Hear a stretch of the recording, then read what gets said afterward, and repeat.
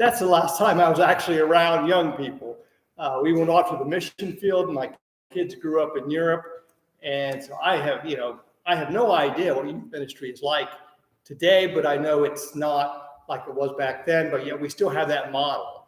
And so we're going to talk about, first of all, what does youth ministry look like in 2022 and 2023, particularly in the kind of churches we have. Second of all, what are the concerns and the challenges that young people face? Most of us are far enough removed from being around young people that we don't have really any idea what kinds of things they deal with. In my wife Debbie's church, they have a lot of young people, and sometimes I'm just amazed at the kinds of challenges that they face. Their lives are so different than my life was, or the life of the youth that were in my churches before we went to the mission field. We're also, and a man who works throughout the Northeast from Fellowship for Christian Athletes is going to talk about that. A woman from Young Life is going to talk about where are the youth, where do we find them, and how do we get to them? The idea there is that, I hate to be the one to say this, but it's the truth. Youth are not going to walk into your churches. It's not going to happen. It's just not. And so if we want to have a ministry be involved in the lives of youth, we have to go out where they are. And Kelly's going to help us understand where they are and how we can get to them. We're going to have a little bit of time talking about particular challenges of urban youth ministry, because Jake Mulder from the Fuller Institute, Youth Institute, which is sort of one of the partners in this, believes that what is happening in our cities today in the lives of youth in 5 to 10 years is going to be happening in the lives of youth in Homer, New York. So if we look at what's happening in our cities, that's usually 5 to 10 years beyond what's happening. So I would encourage you to come. It's free, except if you come in person, you have to pay $10 for a meal.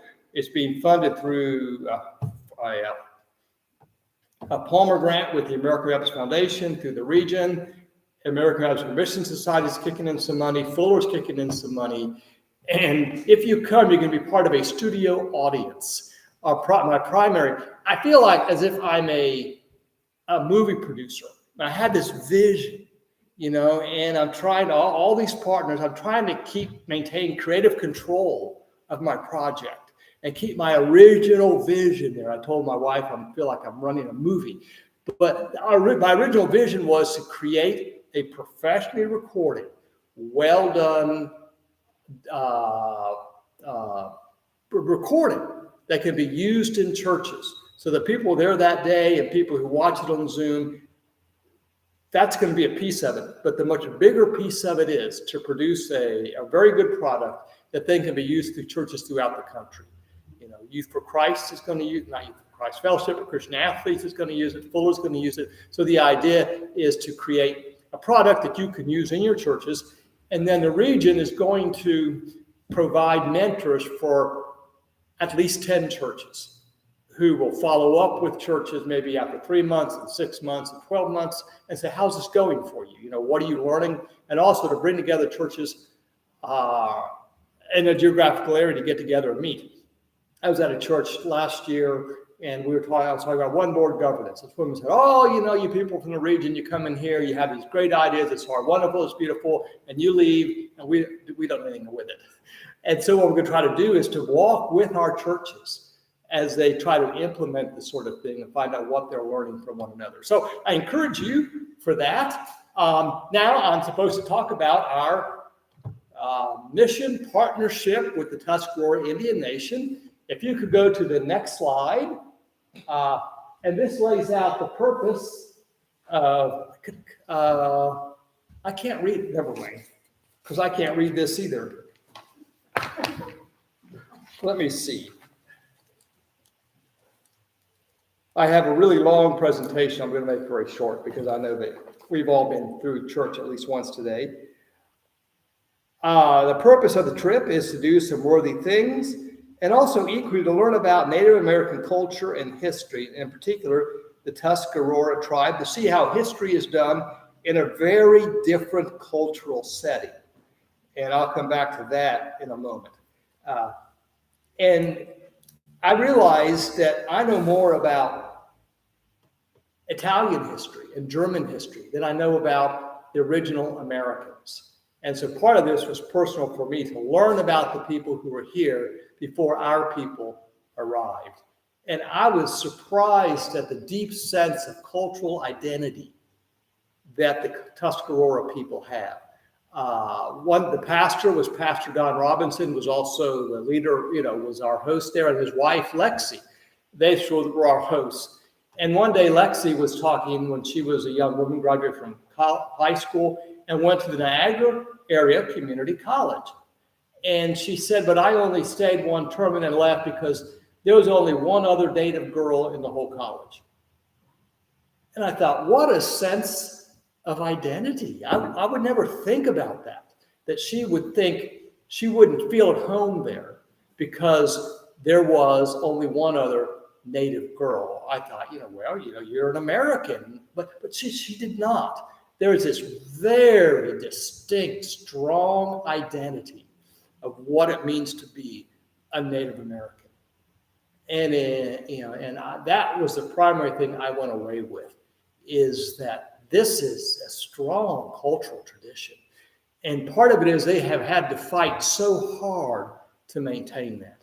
One thing Pastor Robinson was very good at is talking about the wonderful things that the Christian church has done and does. But he's also quite candid with how American Christianity and the American government to a greater degree did everything they possibly could to obliterate Native American culture. And they have had to fight every day to hang on to some sense of their culture. Of course, we all heard about the boarding schools in Canada, the boarding schools in America, and he talks a great deal about how you wanted to take the Indian out of the boy. And so I think part of their identity is this strong sense of identity is driven by how hard they've had to work for generations to hang on to that. And I cannot even go into all of the very rich culture that they have. Let's have the next slide, please. That's the next slide. Okay, what did we do? Next slide. Where did we stay? We stayed at Niagara County Community College. It was air conditioned. We were like living in luxury. If you've been on one of our mission trips, you look at that building and think, does that have toilets in it? It does. One of our trips to Nicaragua, we slept in the chicken house, but that's another story. Next slide. Okay, that's Pastor Don and his wife, Lexi, and they were our primary hosts throughout the week. Pastor Don pastors the church, and he's a tribal leader. And next slide. Okay, and this lays out, we've heard about a wampum belt, but this lays out the interconnections between the tribes. That's something else I learned, is that the Tuscarora is part of a group of nations that have joined together in a coalition. The warranty, the factory warranty on your car has expired. I don't know why that's beeping. Anyways, next slide. So this is then the wampum belt lays out the 7 tribes that are part of this Iroquois Confederacy. And what I'm trying to point here, not that you remember all this, but this is a very complex cultural system. This is a very well-developed sense of identity, and these confederacies that have joined together and worked together. Next slide.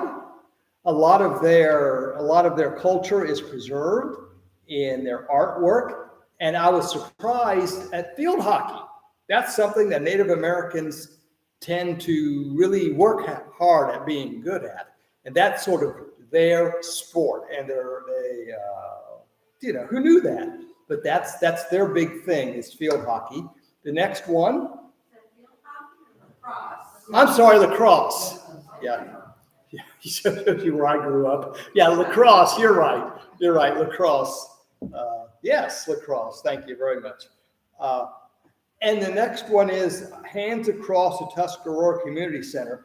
Again, these communities are very self-reliant because their experience has been that whenever they deal with white people, they end up losing something.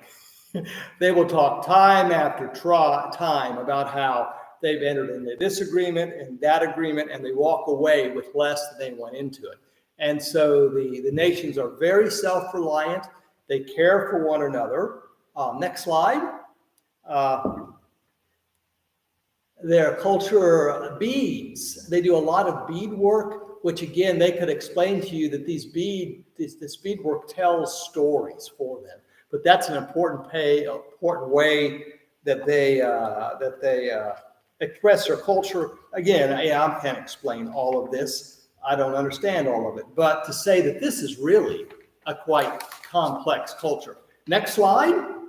That's Pastor Don, and feathers are very important. All of those feathers mean something, and he talked for a while about what the different things that the feather means, and the different kinds of feathers. So it's a culture that you have to be initiated into.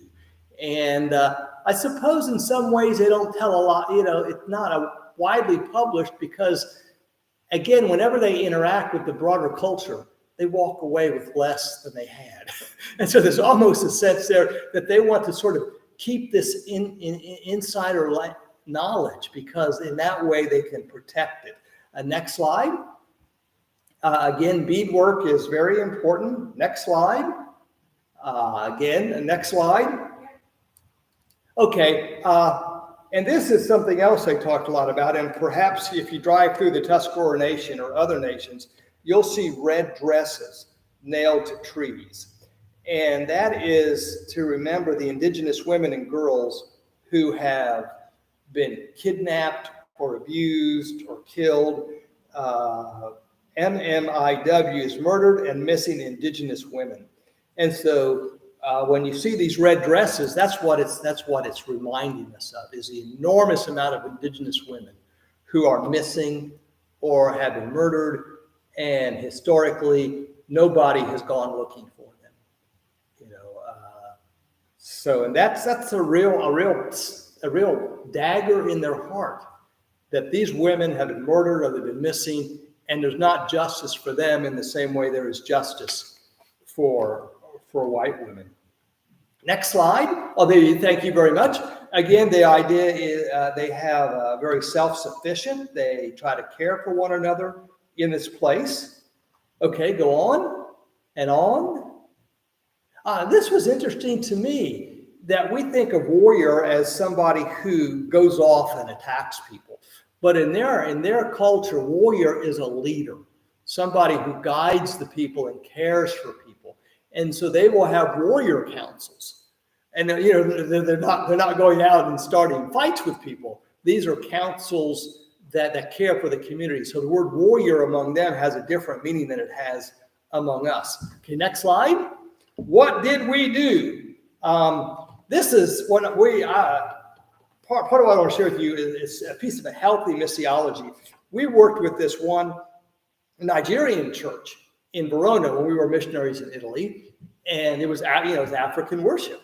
And one day, I wasn't there, but Debbie took our two boys and two of their friends with them to this Nigerian church in Verona.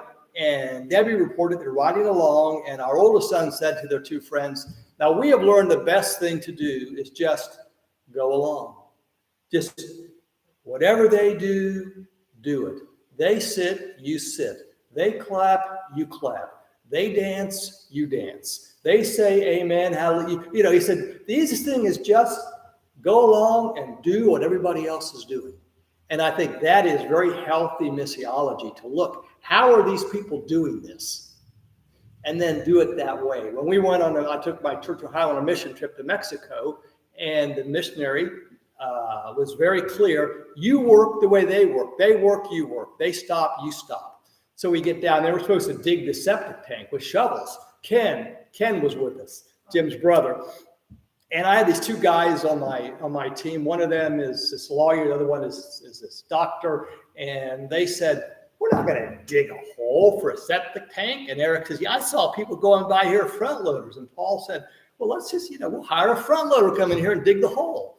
I said, I don't think we're supposed to do that. I think they gave us shovels. We're supposed to dig the hole with the shovels because that's the way the people in this community would do that. So later it was Tim Long. I said to Tim Long, would that have been a mistake? He said, yeah, that would have been a mistake. And so one thing we tried to do on our mission trip is to do things the way they do them. Next slide. Speaking of septic tanks, there was this one house where they never had indoor plumbing.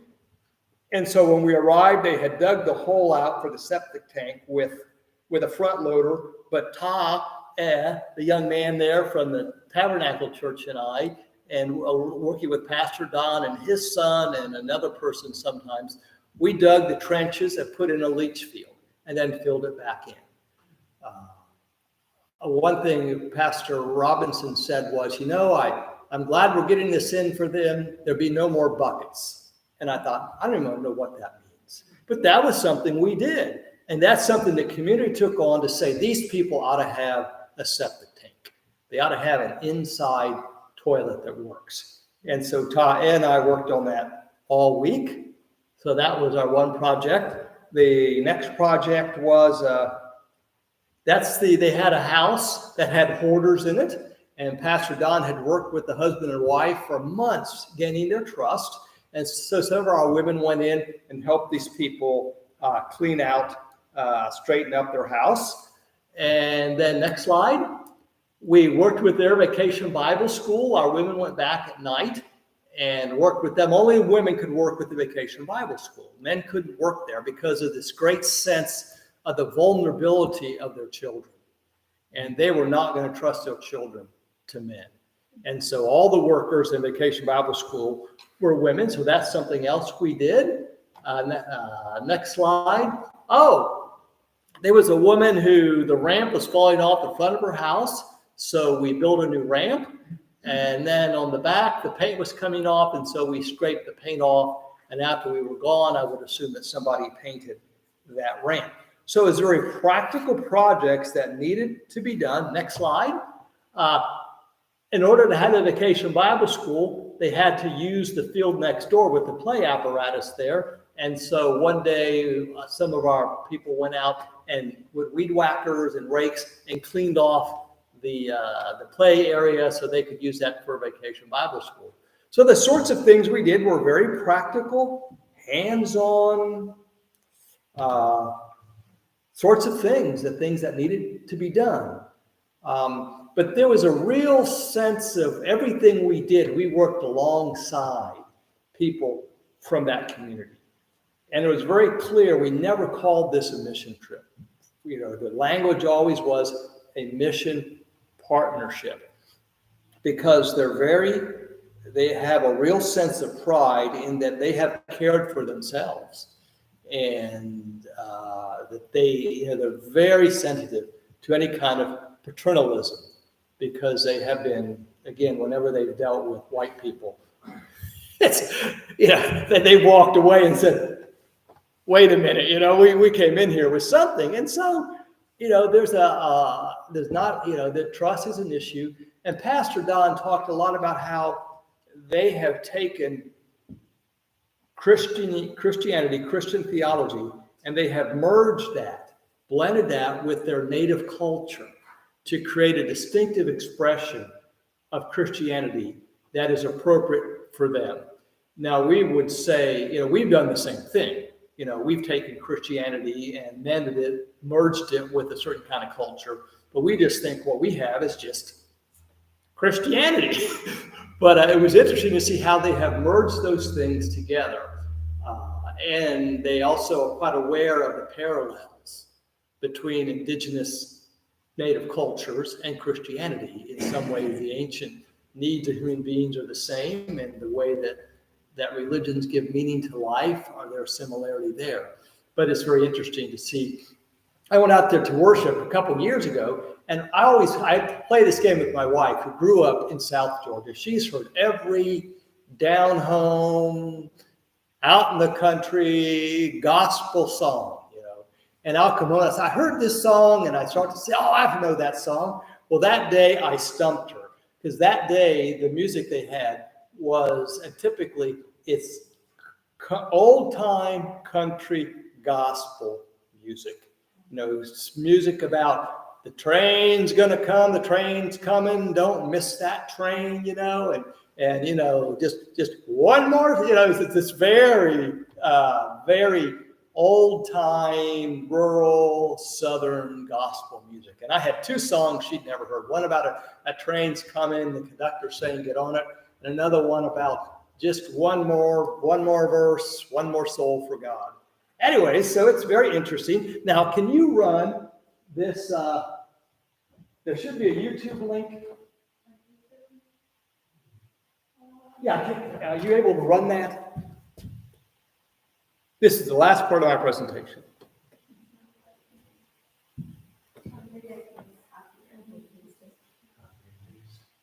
And that. That link right there. Are you able to run that or not? No. Okay. What it is you've heard Anthony Bourdain, who does the show, used to do the show. What he does, he's in Haiti, and he's eating at this outdoor market, and there's all these kids standing around, and he says, typically when you go to a TV show, people look, but he said today the kids were all looking at the food right there on his table in front of him. He had more food than they would eat in a week.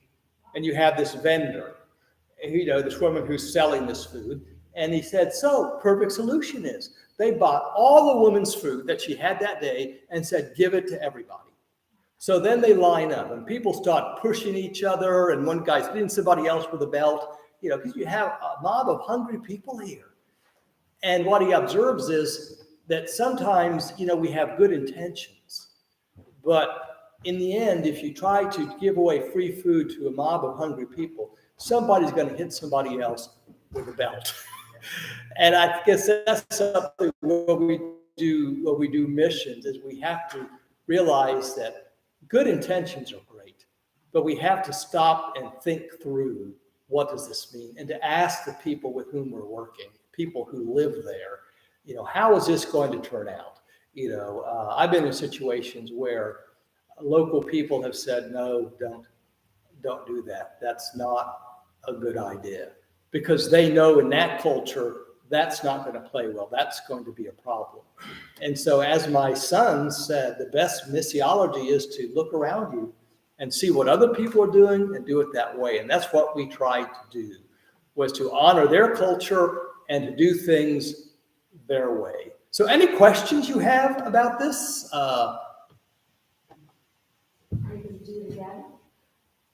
Yes, I would like to do it again. Again, we have to talk with them and see, but I would like to do it again. We had 11 people go, which was really plenty of people. More than 11 people would have become counterproductive. So it again will probably be a small trip. But yeah, I would like to go back. We're also planning to go back next fall to the Mission Community Center, I forget the exact name of it, in Niagara Falls, where we've gone 4 or 5 times before. We're going to go back there in October of 2023. We're also, a few people are going back to Rwanda in January or February, but we're still a little bit hesitant to do international trips because COVID is still a problem. There was a group of international ministries went to Israel and the occupied territories, and we had 2 people from New York go on that trip. Well, 3 days before they're supposed to come back, Charles Jones, the area director from IM, and somebody else came down with COVID. So they can't come back in the country. So everybody had to pack up and get out of the country before anybody else tested positive. And Charles and the other person had to stay in Israel for another 9 days until they tested negative. So we're sort of taking things slow with international trips. Other questions or comments? Do they like using the word Iroquois? Pardon? did they actually use the word Iroquois when they were talking? Because we had talked about whether we should change our name from Iroquois. So. Yeah, let's see here, let me see the exact.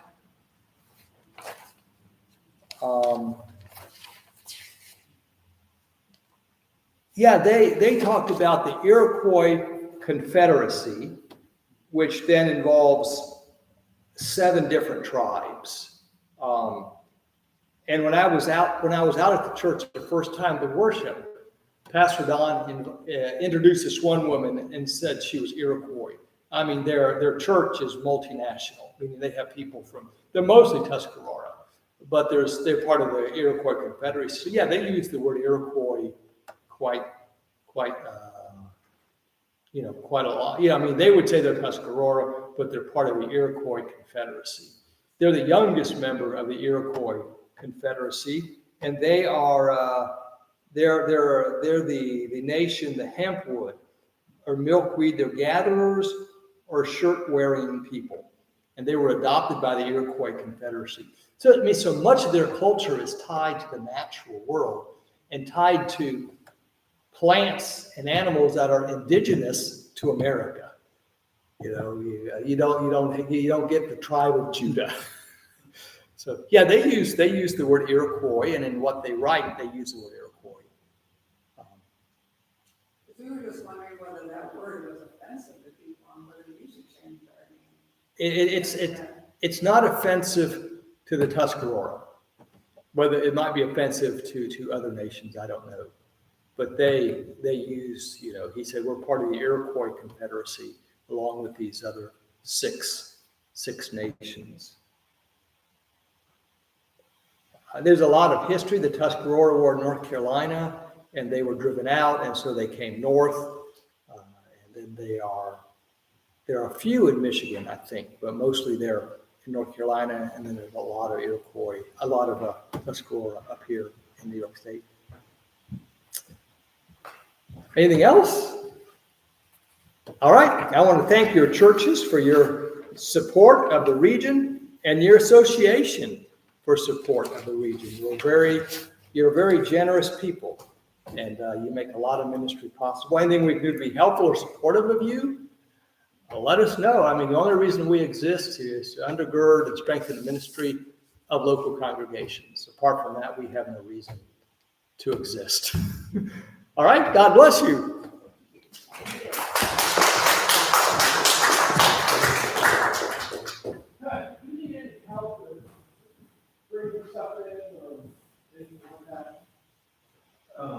Yeah, I think my decisions will arrive in the minutes, and honestly, I don't know how to set up later. So I think one day arrive, and maybe some kind of. Sounds good. Let's take a break. Dessert is ready. Dessert is ready. So let's do it. When they arrive, we set up. That's what we're doing. We'll let you know. Don't burn anybody out. Good.